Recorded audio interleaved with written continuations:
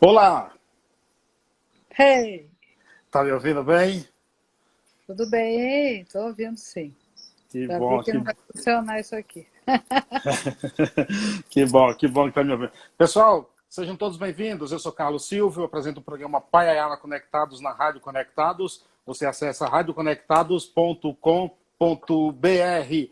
Acompanhe também os nossos podcasts. Estamos nas seguintes plataformas: no Spotify, Deezer, TuneIn, Google Podcast, Castbox, WeCast, também tem tudo no Apple Podcast e lá no site do programa, que é paiaianaconectados.com.br. Lá, por exemplo, você encontra os nossos colunistas, o escritor Darlan Zurk, o jornalista e pesquisador de cultura Assis Ângelo e o também jornalista e crítico musical Sérgio Martins. Hoje, 1º de outubro de 2020, edição de número 186 dessa série de entrevistas que iniciamos em março.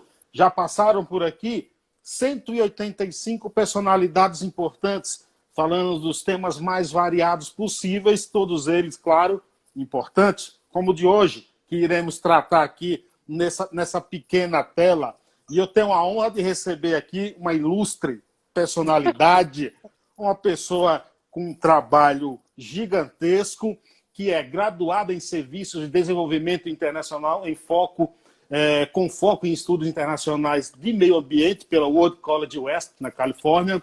Em sua carreira, tem se dedicado a desenhar estratégias sistêmicas para assegurar que recursos filantrópicos cheguem aos grupos de base comunitária mais excluídos e vulneráveis. É membro fundadora da Rede de Filantropia para a Justiça Social e lidera a participação do Fundo Casa em várias coalizões internacionais filantrópicas. Uma das fundadoras do Fundo Casa Socioambiental, Maria Amália Souza, que honra recebê-la. Obrigado pela aceitação do convite. Eu que agradeço. Que Muito honra. legal. Bom, muito bom, muito Estamos bom. aqui. Você fala de onde nesse momento? Olha, eu moro no meio do mato. Ah, Eu então... moro, É.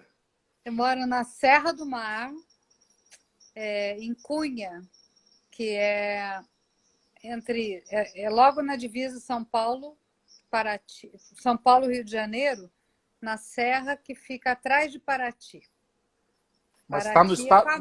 famosa. Cunha. Mas você está no estado do Rio, né? Não, estado de São Paulo, mas Estado eu de São Paulo. estou a 30 quilômetros de Paraty, que já é Rio. Então, a Serra do Mar é onde encontra o Parque Nacional da Bocaina com o Parque Estadual da Serra do Mar. Então, uma região bem interessante da Mata Atlântica. Você pega uma bicicleta, está em Paraty, né?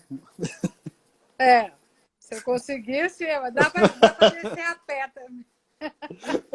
30, Tá 30 pertinho, tá bem pertinho. outro dia eu vim aqui do trabalho, do meu trabalho até a minha casa aqui em São Paulo, são 32 quilômetros. E eu fiz andando, gastei 4 horas e 44 minutos. Então, é isso aí. Daqui da minha casa até Paraty dá 30. E tem a trilha do ouro. Aqui é o caminho do ouro, né? Oh, coisa boa. De verdade, já é o início dessa conversa, porque aqui é a trilha onde todo o ouro do Brasil foi roubado e levado para a Inglaterra, não foi nem para Portugal. Vamos. E nunca tivemos nada de volta, né? E financiou a Revolução Industrial, nos 1700, lá naquela época. Então, já de lá daquele tempo, né, toda a nossa riqueza foi embora daqui, né? E a gente foi colocado, né, como numa situação de sempre devedor, quando a gente nunca foi, né? Será que a gente vai estar sempre naquele post de país subdesenvolvido, terceiro mundo? A gente nunca vai sair disso, não? A gente nunca foi, né? Isso tudo é uma estrutura Quer dizer, é um planejamento internacional. Né? O que a gente... A gente é um país extremamente rico, principalmente em biodiversidade. E é a fonte, né, de riquezas, de conhecimentos sobre as possibilidades de curas de muitas doenças que saíram daqui. Né?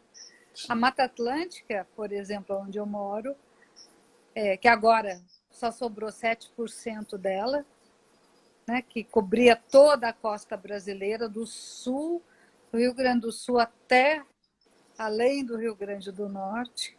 Quer dizer, era uma mata em Minas Gerais e Bahia, etc. Isso aqui era tudo dominado por Mata Atlântica. Né? A gente conseguiu destruir num nível tão absurdo, mas é uma das mais ricas florestas do mundo. Sem dúvida. Em metros quadrados, até a diversidade é maior do que a Amazônia.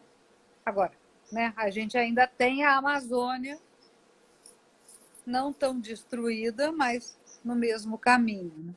Mas, de qualquer forma, a riqueza tá nisso. Né? A riqueza está nas plantas que a gente tem, que já proporcionaram resultados para várias doenças globais. Não só isso. Eu acho que a grande questão do que a gente está falando aqui é que a gente tem que a gente chama de biomas, né, ou ecossistemas, que são extremamente importantes para o equilíbrio da vida do planeta inteiro. E a Amazônia, como diz o Antônio Nobre, que é um cientista espetacular, é o coração do mundo.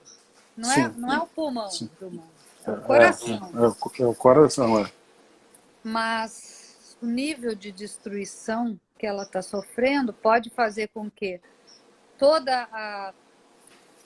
o equilíbrio da vida entre em colapso. Então, agora na tua visão, essa destruição ela vem de séculos, e você vê essa destruição aumentando ou num patamar mais estático? está aumentando, claro. Né? Está aumentando porque a gente vive A gente está falando de sustentabilidade aqui, né, hoje. Sim. A gente vive numa cultura... quer dizer, é uma repetição de processos iguais. Tenho certeza que todo mundo aqui já ouviu o termo lá que foi criado com os romanos, né? Pão e circo. Pão e circo, muito usado. Para o povo, pão e circo. E a gente continua. Foi uma filosofia de controle mental da massa, né?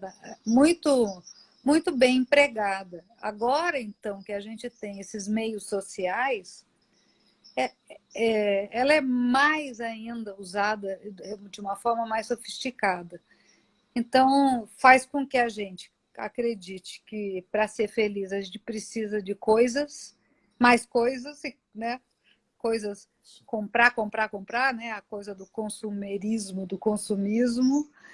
Aí isso você vai ser feliz porque você tem uma roupa mais legal, porque você tem um perfume, porque... Enquanto isso, a gente está ficando cada vez mais infeliz e a gente se desconectou de toda a manutenção da vida. A gente, como ser humano, é um dos seres vivos. Sim, claro. Que compõe esse planeta, que é um planeta vivo. E quanto mais a gente se distancia disso, menos a gente se importa com essa destruição. Né? Agora, é assim que funciona esse processo. Agora me diz o seguinte, te chamam de Maria Amália ou Maria Amália Souza? Tanto faz, né?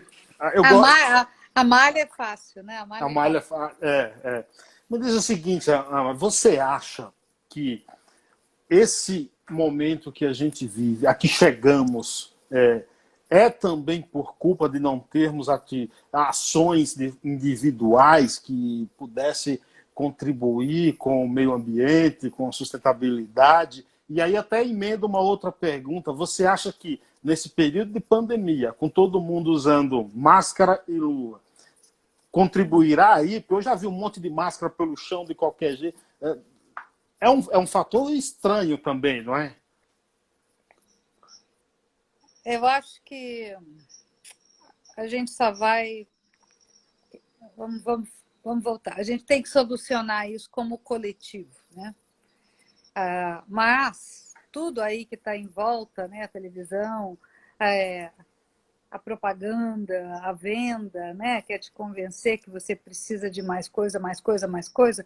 Tudo isso faz com que a gente se isole e com que a gente se deprima também, né? Eu acho que a maioria da população do planeta é deprimida. Agora, então, com esse isolamento, eu acho que isso ficou muito mais agravado, né? A gente não pode mais consumir, quer dizer, teve que ficar preso dentro de casa, né? Mudou muito a forma como as pessoas dentro de cidades, né? Das cidades, Claro. dos centros urbanos. Eu acho que isso foi um grande choque, inclusive.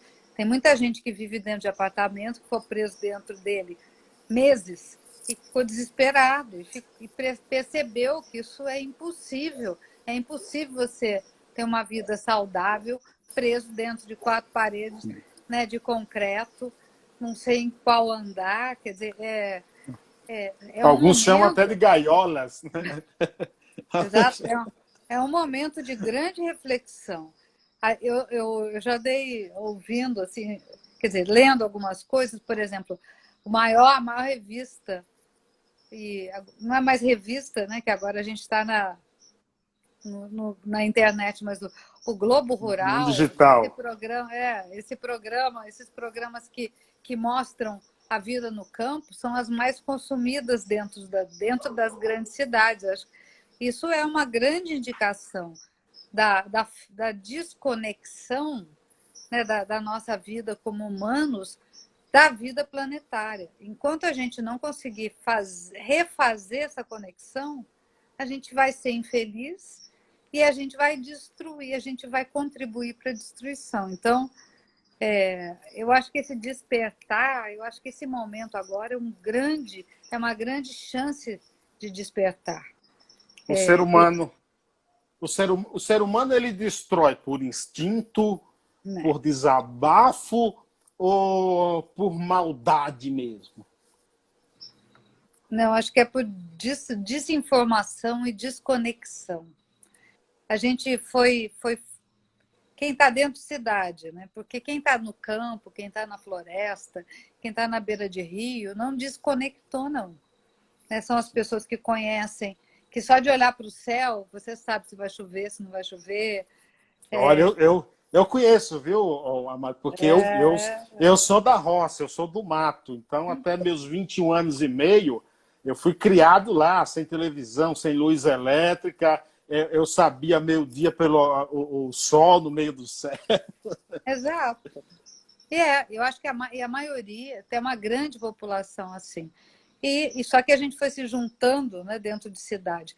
Mas até nesse momento, dentro de cidades, a gente percebeu a necessidade de ter o mínimo de estrutura de subsistência. Por exemplo, você pode criar, né, plantar comida dentro da sua casa, bota vários vasos lá e planta alface, planta couve. Essa coisa de não poder sair, né, de ficar preso. Eu acho que isso é um momento, uma grande oportunidade. O símbolo chinês lá, né?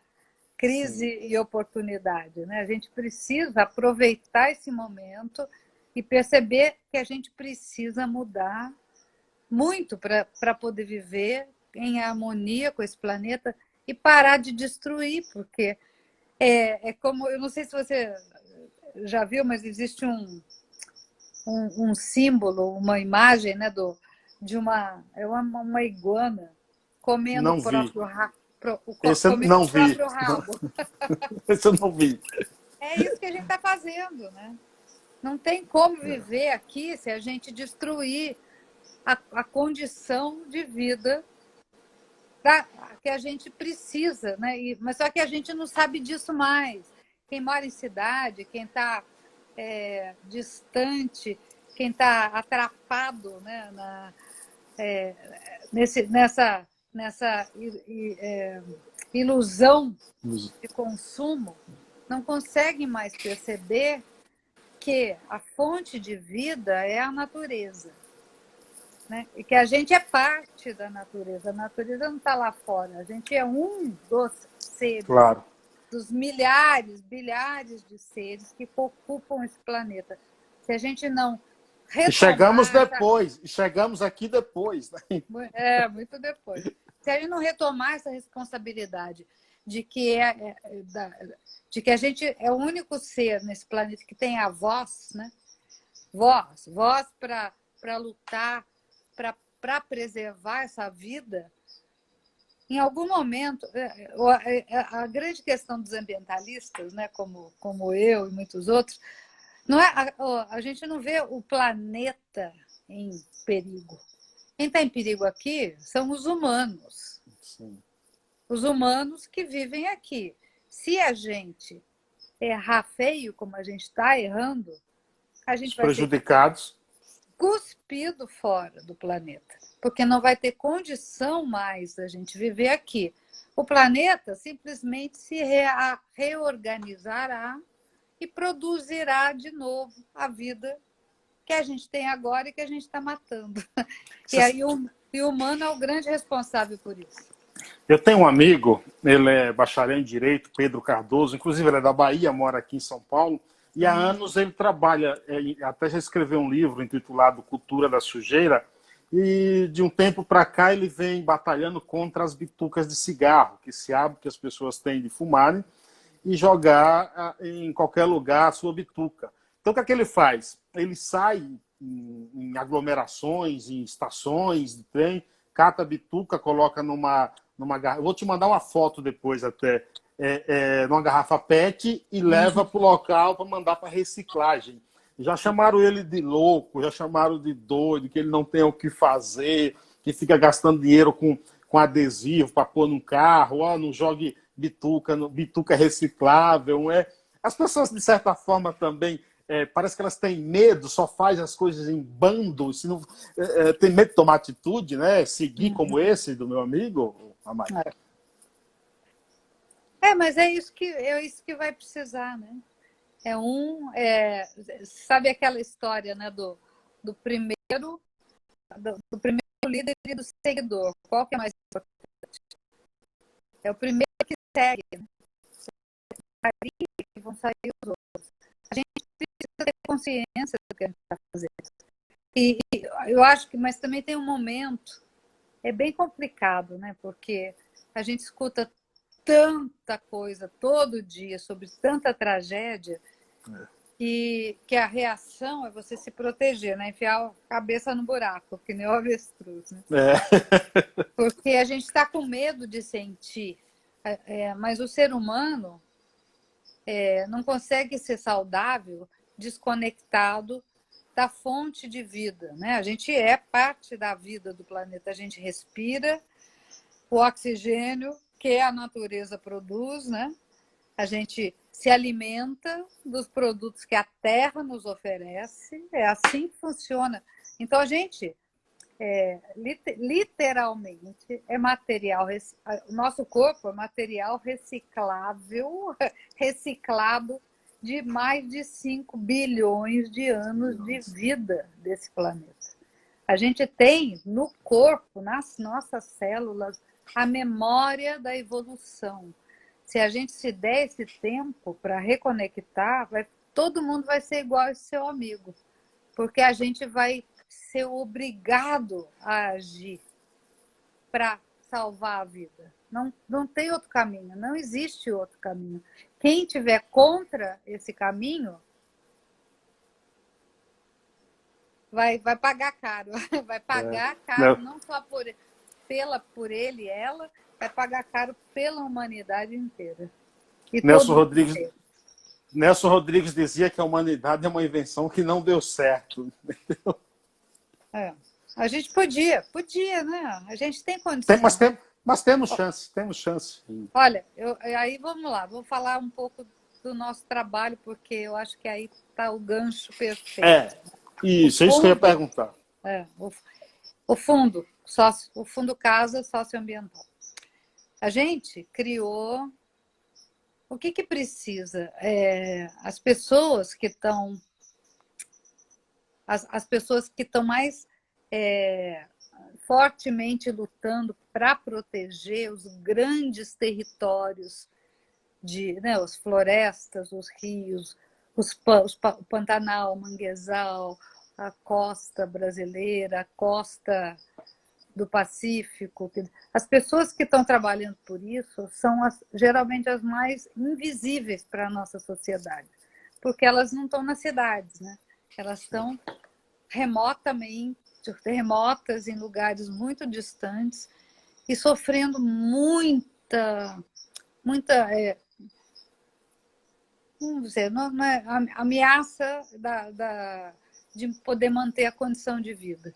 E são elas que nos ensinam e que têm um conhecimento tão profundo sobre como cuidar desses lugares.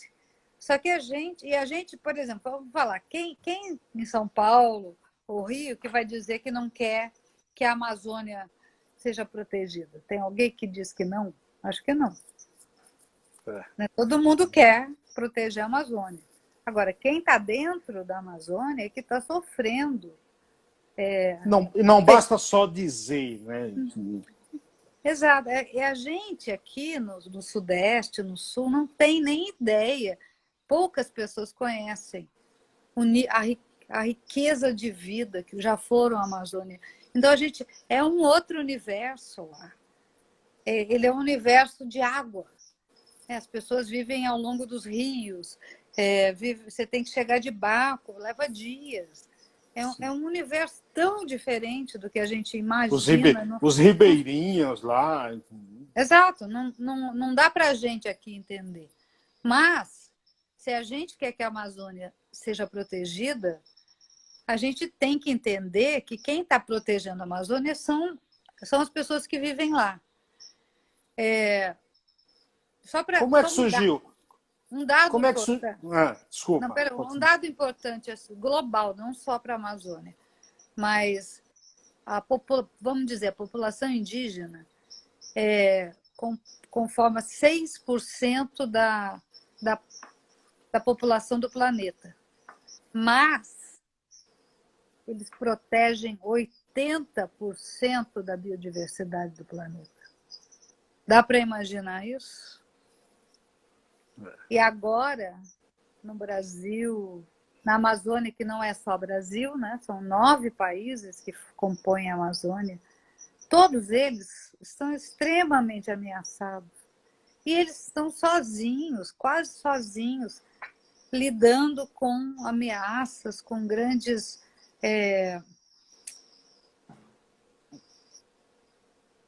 com grandes ameaças em cima dos seus territórios, do seu modo de vida. E a gente não pode esperar, né, que a Amazônia sobreviva se a gente, aqui no Sudeste e em outras partes do Brasil, não façamos algum movimento de solidariedade, de apoio para esses grupos que estão lá batalhando para preservar o maior bioma da humanidade. Como surgiu o Fundo Casa Socioambiental e ele é composto por pessoas de filantrópicos, é isso? Não. É o seguinte, que no Brasil isso também é uma grande novidade, né? Como é um campo bem novo. Então, o que aconteceu?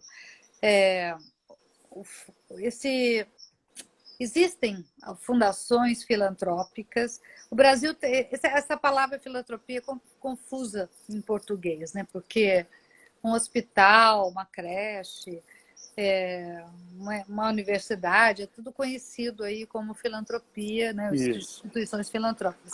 Mas não é esse o sentido que o resto do mundo usa. No resto do mundo, a filantropia quer dizer instituições, fundos, quer dizer doação de recursos sem fins a fundo perdido, vamos dizer, fundo perdido para organizações sem fins de lucro fazerem ações sociais. Então, existe a Fundação Ford, por exemplo, que é bem conhecida, a Fundação MacArthur, ou seja, nos Estados Unidos e Europa foram criados por milionários, ou a Bill Gates, né? Grandes estruturas. Corporation, né?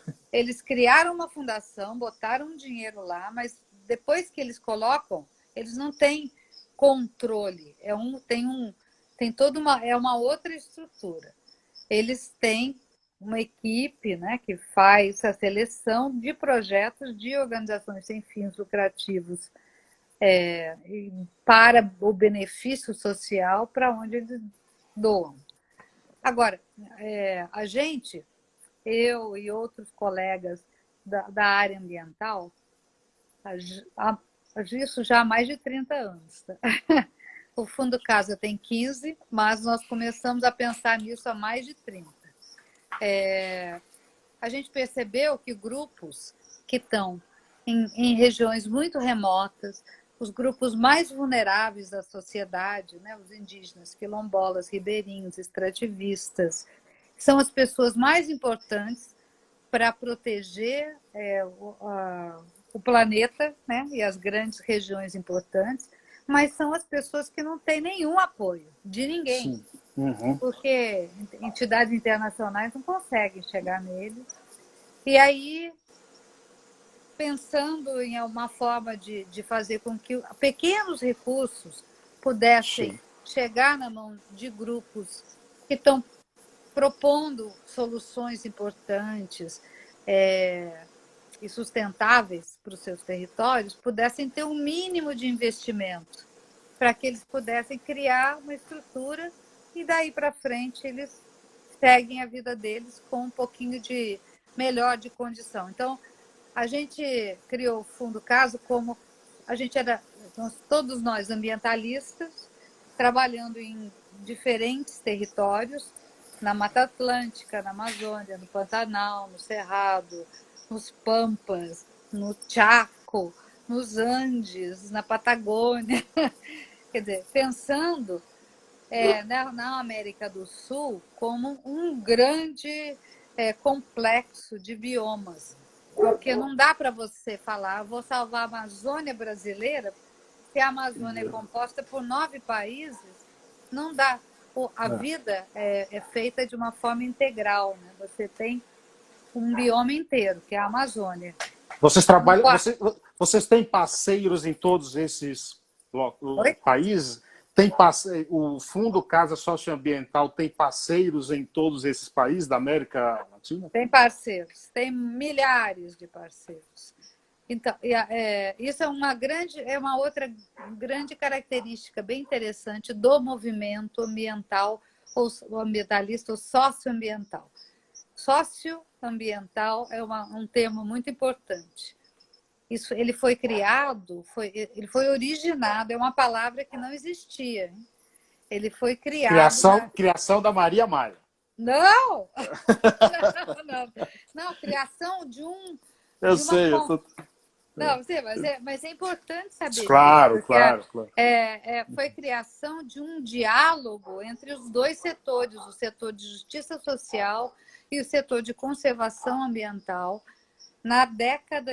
entre o final da década de 80, começo de 90, em preparação para a grande conferência da ONU que aconteceu no Rio, a Rio 92. Existia um embate entre os dois campos, né? Porque a gente é o território, não só Brasil, mas toda a América Latina, e África e Ásia, somos países com muita pobreza, né? Com pobreza extrema. E Então, existia todo um campo de justiça social para melhorar a vida dessas pessoas.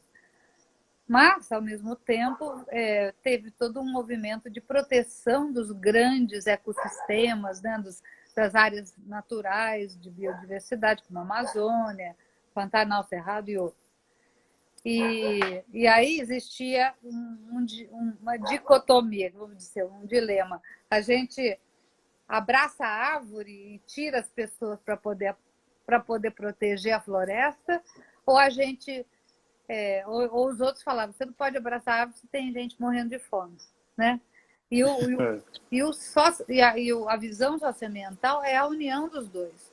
Não tem como, por exemplo, não tem como nenhum ser humano viver nesse planeta sem que o lugar onde ele viva possa produzir vida, possa produzir alimentos, possa manter a diversidade, possa manter as condições climáticas. Então, não existe uma forma de separar esses dois universos. E foi aí que surgiu o princípio socioambiental. E ele não existia e virou uma palavra que hoje está no nosso dicionário. Então, é um princípio muito importante para a gente abraçar. É isso. Então, o campo ambiental já trabalhava em grandes redes, em vários temas, né, como eu já falei, em várias regiões, e a gente então, pessoas desses campos, resolvemos criar um fundo onde a gente capta recursos de onde a gente pode, para colocar principalmente na mão de grupos que não têm condição de acessar nenhum tipo de investimento de outras fontes. Você, Então, você falou em grupos aí, em uma entrevista você disse que quando o Chico Mendes foi assassinado, você trabalhava com os seringueiros. E você comenta que a partir de então, de certa forma, as lideranças elas foram mais partilhadas. Era um erro, ou é um erro, ter nesses grupos um líder para que chame, fique tudo centralizado mesmo? nossa, onde é que você viu? Mas foi uma memória, foi uma memória. Quando, na verdade, eu estudava na Califórnia e eu vim para o Brasil trabalhar com a União das Nações Indígenas, que estava junto com o Ailton Krenak, né? Que estava junto com o Chico Mendes, criando a Aliança dos Povos da Floresta. E eu viajei por todos esses territórios em 88 para entender um pouco mais sobre esse universo. E depois eu voltei para lá e logo em seguida, foi logo naquele ano, né, dezembro de 88, o Chico Mendes foi assassinado. E logo na sequência, os próprios companheiros do Chico perceberam o perigo de você localizar a liderança de uma pessoa só.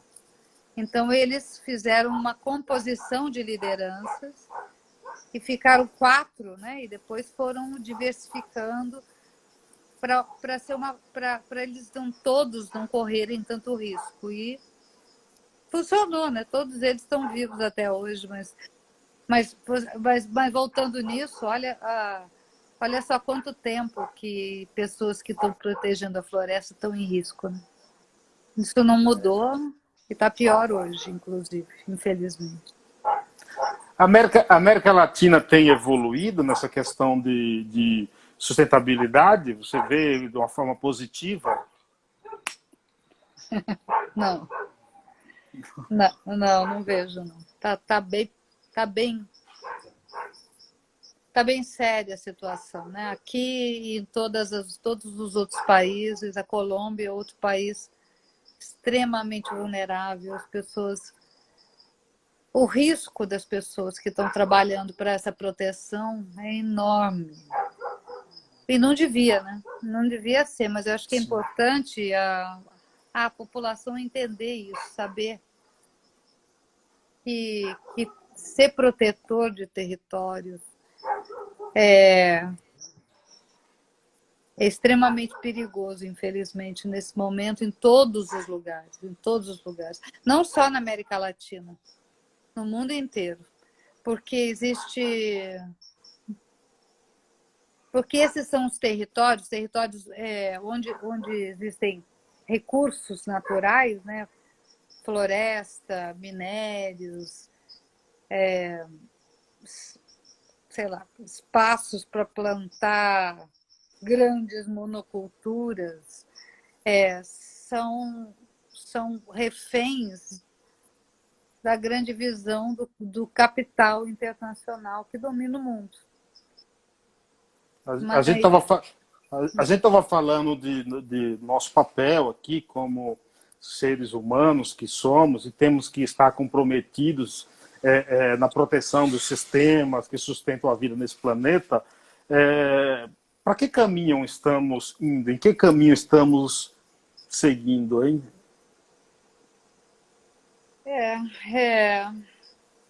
Eu sou otimista, né? Porque senão a gente não tinha condição de fazer o trabalho que faz. Mas é difícil agora, né, nesse momento, ser otimista. A gente está num caminho muito, muito perigoso, né? Porque a gente está consumindo o planeta. É aquela visão, né, do lagarto comendo o próprio rabo. A gente está consumindo a nossa capacidade de viver nesse planeta. Se a gente não despertar e retomar um caminho de menos consumismo, de menos devastação, se a gente conseguir questionar, se a gente conseguir diminuir o processo de destruição planetária, a gente tem condição de reconstruir. Eu gosto muito da visão eu falei do Antônio Nobre, mas o irmão dele, o Carlos Nobre, também, eles estão criando algumas respostas muito importantes para o planeta. O Antônio Nobre e vários outros cientistas do planeta literalmente, né? Eles são parceiros, né, em vários países, estão demonstrando que é possível, que o caminho para a gente, e humanos e outros seres, conseguirmos continuar vivendo aqui, é reflorestar, é plantar árvore. A gente precisa, e que agora a tecnologia existente possibilita até recuperar deserto. Você consegue criar uma floresta do deserto. E é um grande investimento, mas aí são as opções agora. Ou a gente faz esse movimento e a gente equilibra o clima e a gente equilibra a possibilidade desse planeta voltar a sustentar a vida, ou a gente está condenado. Então, eu não quero acreditar que a gente está condenado. A gente vê muita gente. O Fundo Casa já apoiou quase 2.000 grupos em 10 países nos últimos 15 anos. Só esse ano a gente está apoiando quase 500 grupos, a maioria no Brasil, grupos que estão trabalhando para criar soluções incríveis. Por exemplo, a gente tem apoiado um grupo numa favela lá no Rio de Janeiro, que está criando uma cooperativa de painéis solares para produzir energia própria e não depender dos outros. A gente apoiou um grupo lá no meio da Amazônia, num lugar extremamente distante, que chama Gurupá, onde as mulheres, para colocar placas solares e equipamentos para as mulheres poderem processar o açaí e ter um negócio, em vez dela vender o açaí in natura, ela que não rendia nada, eles estão processando e fazendo suco de açaí, vendendo para as escolas, aumentaram a renda delas mais de 80%. A gente tem alguns vídeos no nosso site com histórias incríveis Isso eu ia tocar nesse ponto. Eu estava olhando o site, para quem quiser acompanhar, que é casa.org.br, acessem lá. A riqueza de informações e de detalhes que tem no site de você é algo sensacional, algo brilhante. Assim.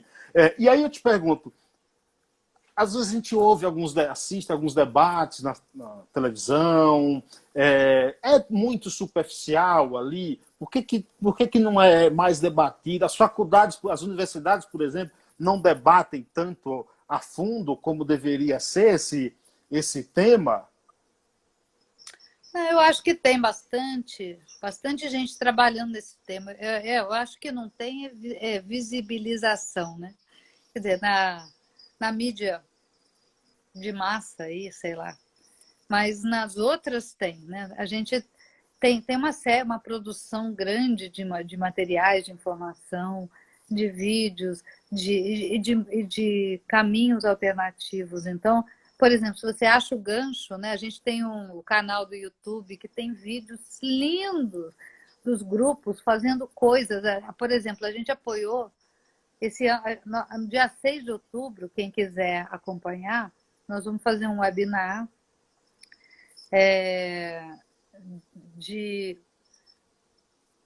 celebrando o fechamento de um programa que a gente chama de Casas Cidades.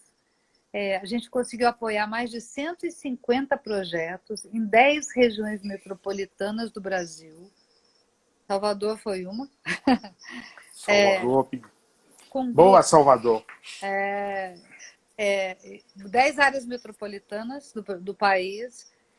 E a gente, as soluções apoiando grupos de base comunitária, trabalhando em soluções como mobilidade urbana, permacultura urbana, agroecologia, porque não era só dentro do município, né? Não da metrópole, mas a região inteira. Então, a produção de alimentos orgânicos, as feiras orgânicas. Olha, tem soluções incríveis, bicicletas ecológicas em áreas de Recife. Olha, tem uma série de coisas Por que o Fundo Casa não está falando dessas coisas na grande mídia, nos grandes programas de televisão, nos grandes debates? Olhando, por exemplo, o currículo de vocês que integram o Fundo Casa, por que não participam de debate? Isso eu estou perguntando por que vocês não participam, não é a culpa é de vocês. Exatamente. Que ninguém me convidou. Não, tem algumas, por exemplo, os grupos que a gente tem apoiado têm tido visibilidade bem interessante, inclusive prêmios internacionais.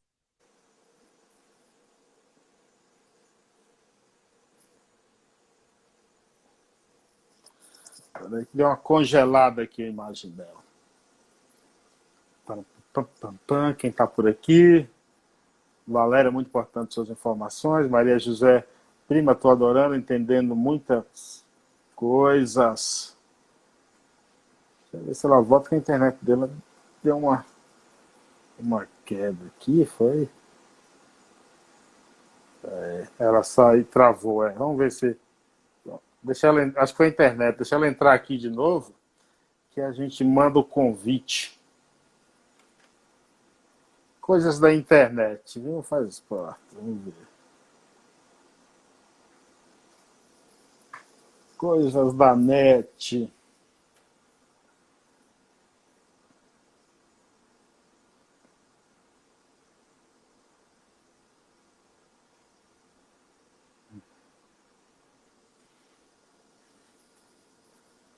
Maria José, essa minha prima é um de paixão. Desde criança ela é maravilhosa.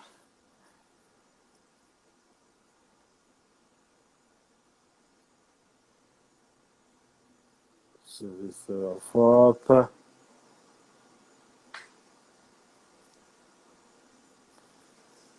Vamos ver. Valéria, minha prima é demais. Acho que a internet dela caiu. Ó. Tudo voltará ao normal. Vamos ver aqui. Pronto, tá voltando.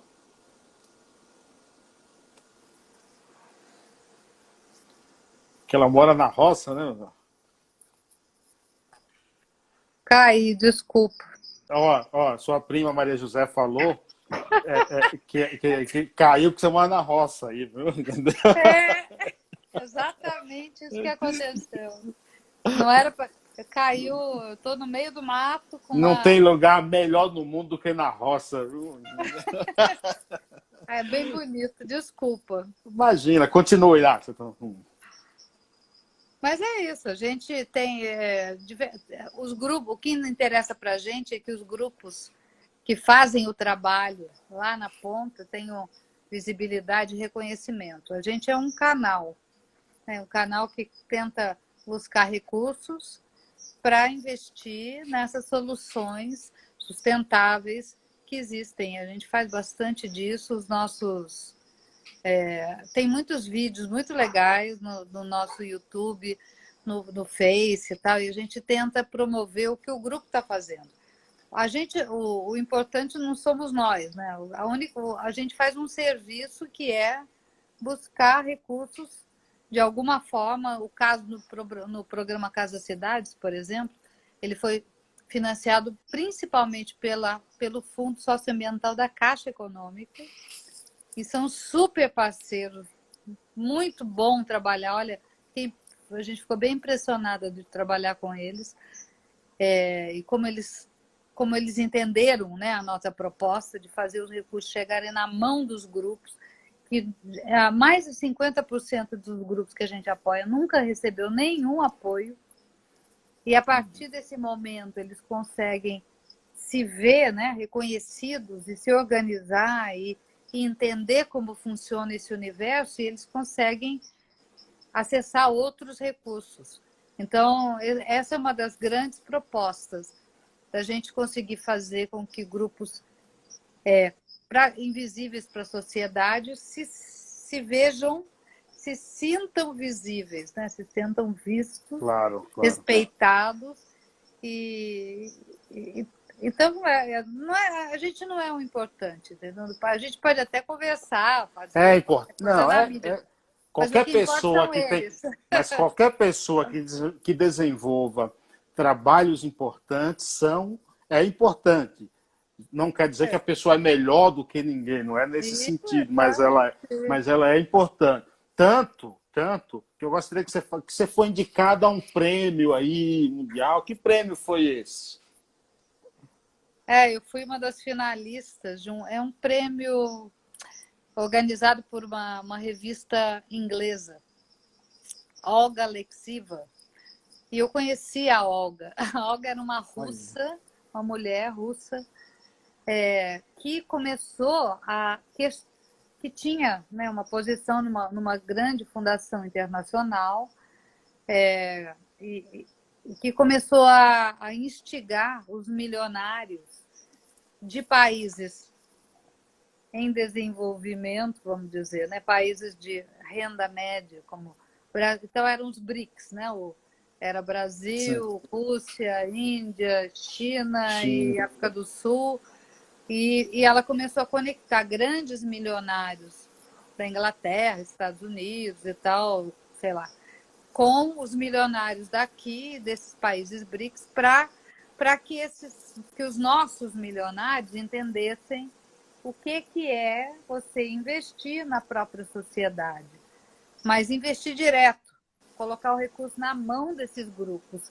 Não é o que a gente faz, né? O Brasil tem aí um campo, né, eles chamam de investimento social, né, corporativo e tal, mas normalmente esses grupos, institutos tal, eles não doam o dinheiro, eles executam o próprio projeto em benefício das comunidades nas regiões onde eles trabalham.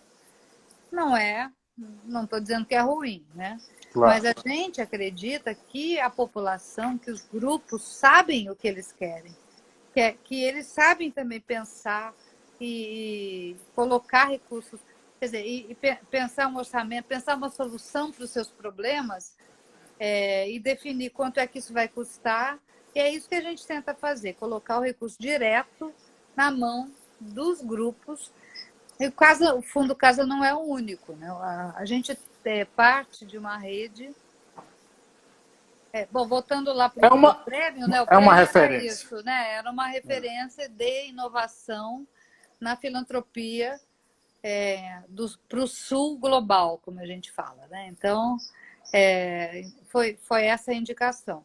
Mas aqui, por exemplo, no Brasil, existe o Fundo Brasil de Direitos Humanos, o Fundo Elas, que é o Fundo de Mulheres, o Fundo Positivo, que apoia grupos ligados com HIV e nesse caminho de saúde e tal, o Fundo Baobá, de Equidade Racial, tem o ICS, né, que é o Instituto Clima e Sociedade, o ISPN, Instituto Sociedade, População e Natureza, que fica em Brasília, e que também apoia já há muitos anos, principalmente Cerrado e o Arco do Desmatamento ali na Amazônia.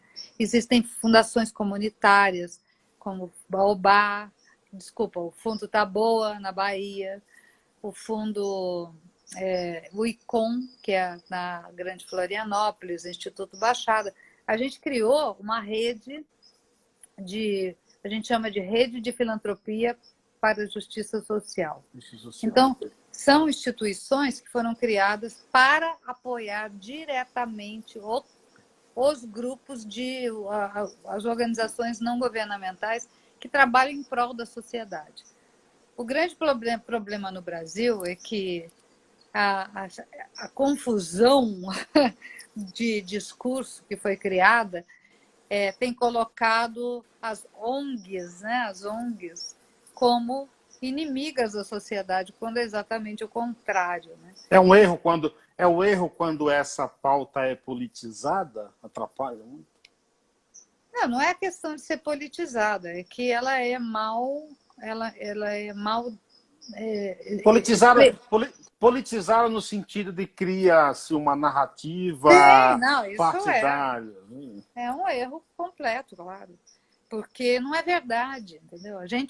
Olha, eu estou falando, a gente já apoiou mais de 2.000 grupos. 2.000 grupos. Não teve nenhum que deixou de prestar conta.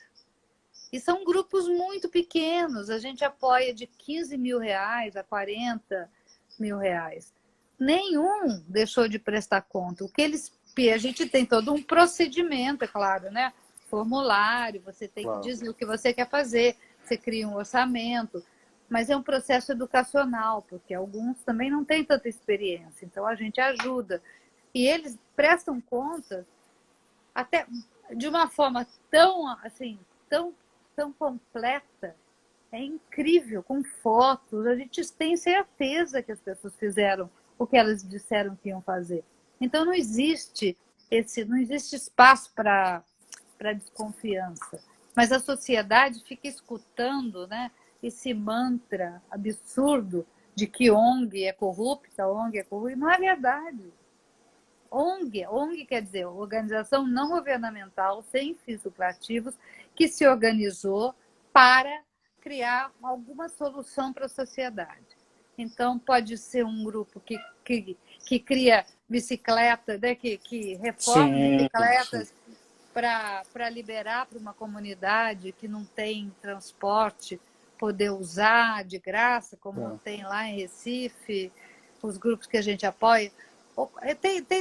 Tem milhares de organizações de base que estão procurando soluções para as suas próprias realidades. Isso que é uma ONG. Agora, existe sim, né? Existe lá algumas estruturas, existe alguém que corrompeu alguma estrutura dessas. Mas, geralmente, isso vem num nível que não tem nada a ver com a sociedade, né? Sim, claro. São estruturas que são de grande dinheiro, de grande poder, de empresários com, sei lá, políticos corruptos, vai saber. Né? Mas aí eles usam uma estrutura lá e é isso que sai na mídia. Isso é verdade. Então, quem ouve acha que ONG é corrupto. Isso não é verdade. Não é verdade. A Então, Valéria...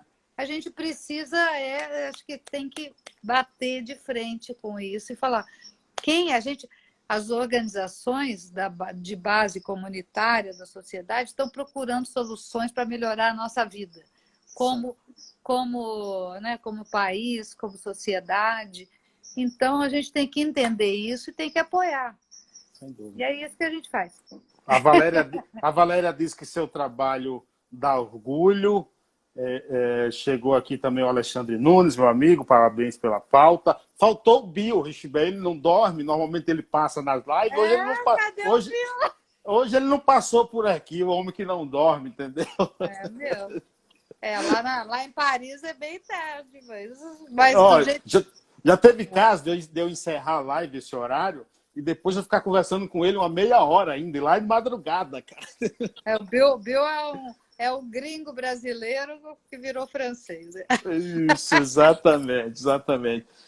Maria Amália Souza, muito obrigado. Gostaria de te agradecer, ter disponibilizado esse tempo da gente conversar sobre esse tema importante. Sinto-me honrado em ter conversado contigo. Muito obrigado mesmo, viu? Eu que agradeço. Boa noite e boa sorte aí com esse programa lindo. Muito obrigado, viu? Pessoal, acessem lá casa.org.br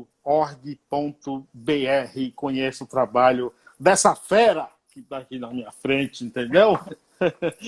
Obrigado, Maria Amália. Grande abraço. Obrigado a todos, gente. Até uma próxima. Se inscreva no canal Paiana Conectados. Esse vídeo vai para lá para o YouTube. Grande abraço. Tchau, tchau. Tchau, tchau.